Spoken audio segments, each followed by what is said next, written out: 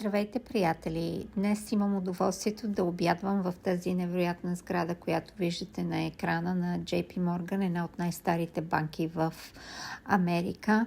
Сградата е нова с невероятни светлини. Минавам първо през 47 улица, където е диамантения дистрикт в Манхатън, да ви покажа малко такива близкотийки, диаманти.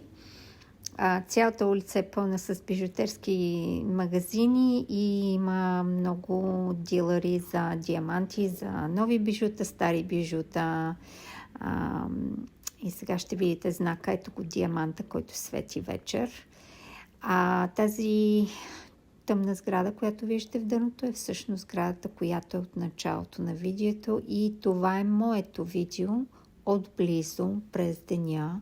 Да видите колко грандиозна и огромна е. Тя заема цял блок между две авенюта. А това е тяхната арт колекция. Невероятна колекция. За това съм тук, за да мога да ви покажа някои от тези невероятни скулптури, картини. Ето тази от изцяло направена от разноцветни паети. Изглежда абсолютно невероятно. За съжаление, с моята камера не мога да снимам така, както се отразява светлината в нея, и просто някои от тези творения на изкуството са магически, когато виждате как светлината се отразява в тях, докато с камерата ми е трудно да го хвана точно този момент. Тук е картина на мой колега, с който съм работила, художник. Бях супер щастлива, че я видях. Това е много интересна отблизо картина, която е в няколко дименции, с плексиглас. И тук е галерията, можете да видите горе-долу как е направена самата изложба.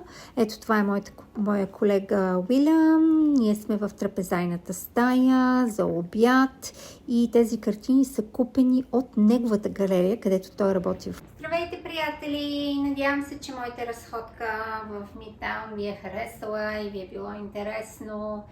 Исках да ви разкажа и да поуточня някои неща за тази банка и за тяхната колекция на изкуство. JP Morgan е една от най-големите банки в Америка. Не само, че една от най-големите, тя е от 4-те мощни финансови сили, най-голямата.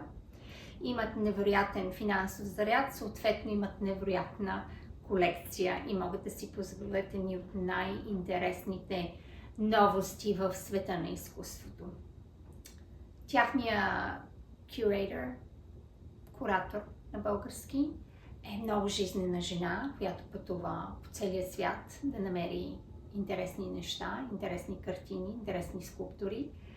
Аз бях много впечатлена от духа, който имаха всичките тези картини и скулптури, и тясното, но така много добър начин поставено и предложено мнение по някои въпроси, дали са в сферата на феминизъм, демокрация, политически идеи и така нататък. Беше интересно. Интересно и това са хора от целия свят, дали ще са от Уругвай, от Аржентина, от Ню Йорк, от Канада, от Полша имаше от Франция.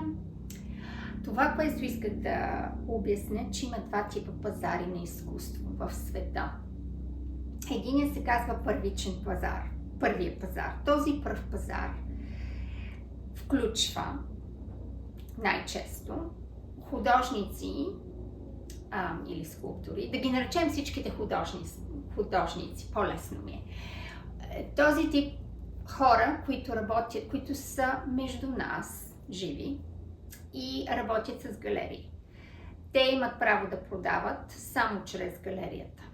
И тази галерия може да продава на различни колекционери или на различни организации, фирми и така нататък. Има всякакви видове институции, които купуват картини като инвестиция. Вторичният пазар е доста по-сложен. в него се включват живите художници и много художници, които не са сред живите. Това са така наречените също аукционни къщи. Аукционните къщи могат и двата пазара да обединяват, но да има и живи, и мъртви художници и продават чрез тях картини. Вторичният пазар също, значи картината е препродадена няколко пъти. Това е идеята. Дали е жив или не е жив художника, няма значение. Но ако картината е препродадена няколко пъти и този художник е жив, той има право при всяка продажба да получи 10% от цената. Значи той продължава да печели от нея. Докато при първичния пазар получаваш каквото сте се разбрали между галерията и между художника. В повечето случаи художника няма право да продава картини директно на колекционера или на организация извън галерията. Галерията е винаги посредник, тя е като менеджер, като адвокат и така нататък. Така, това са двата типа пазари.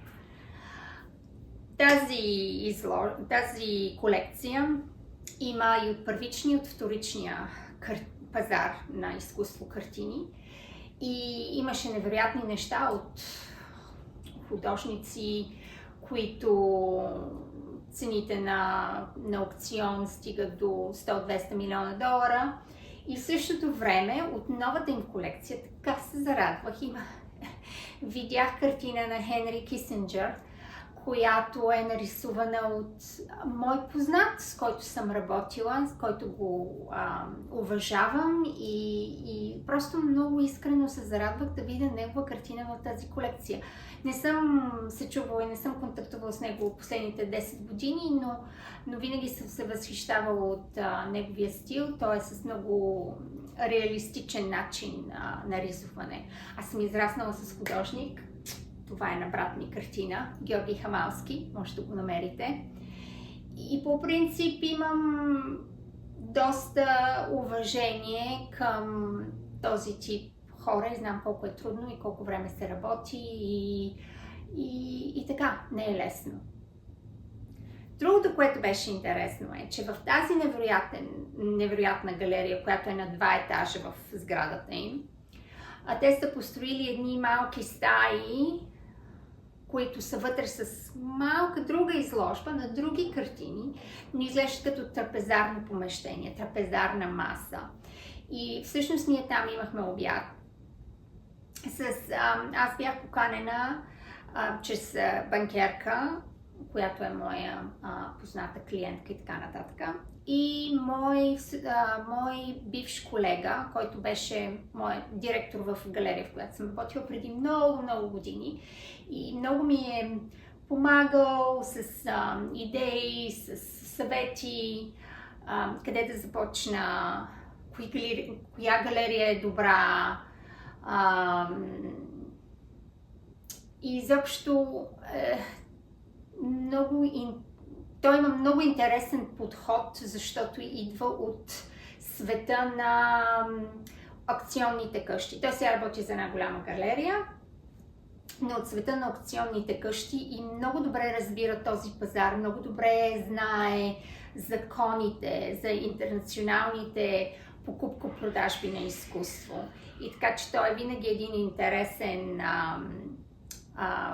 човек, с който може да разберем нещо ново. И моята позната също се интересуваше от начина, по който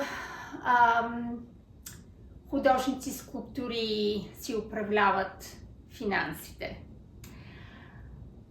Това на един българин може да му се стори малко странно, но да ви дам малко повече обяснения. Има живеещи художници, като Герхард Рихтер и Марицио Каталан и много други от по целия свят, с които аз съм имала щастие да се запозная и да работя, когато бях в Мериан Гудман. Този тип художници правят милиони. Те имат цял екип от финансови адвайзери, които им помагат как да си вложат тяхните пари и естествено да създадат организации, които да продължават чрез покупко-продажби и така нататък да получават пари. Значи те организират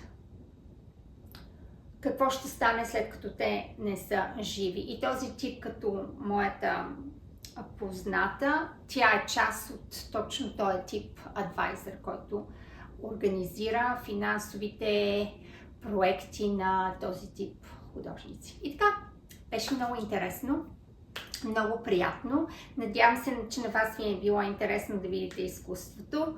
И ако имате някакви въпроси, не се колебайте да ги зададете. Благодаря ви! Довиждане!